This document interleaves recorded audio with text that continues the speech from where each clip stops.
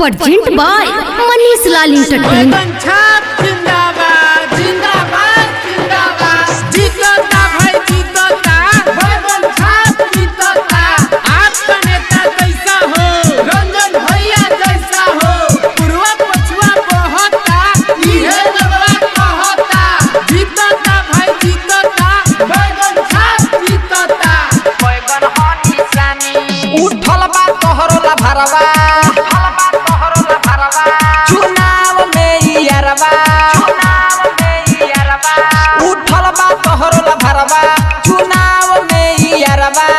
जीतब तो होई नहीं कमनो पारसनी।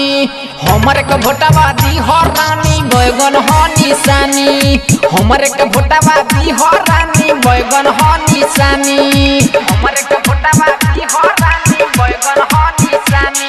उठल बा तोहरो ला भरवा चुनाव में यारवा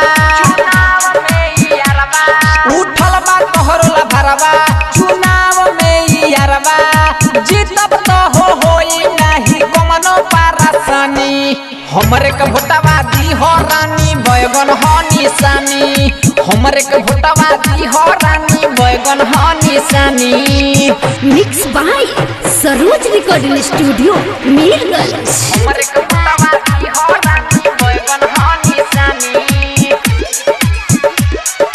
बैगन हनी सानी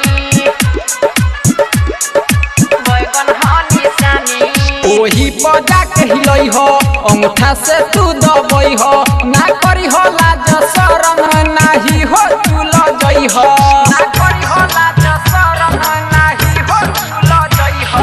ओही पजा के हिलई हो अंगूठा से तू दबई हो ना करी हो लाज शरम नाही हो तू लजई हो। ले हो नाही धोखा हम तो दोसर हो खानी।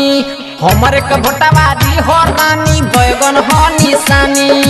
हमरे के भोटवा दी हो रानी बैगन हनी सानी। Present by Manish Lal entertainment Mirganj. हमरे के भोटवा दी हो रानी बैगन हनी सानी। बैगन हनी सानी बैगन हनी सानी। ना कहो तानी जाली मनवा देम रोड नाली वोट देबे तू जई हो ए गोरी हाली हाली। वोट देबे तू जई हो ए गोरी हाली हाली। ना कहो तानी जाली बनवा देम रोड नाली वोट देबे जई हो तू ए गोरी हाली हाली। यादव रंजन मिथलेश के तू बतिया लो ना मानी। हमरे पे भोटवा दी हो रानी बैगन हनी सानी।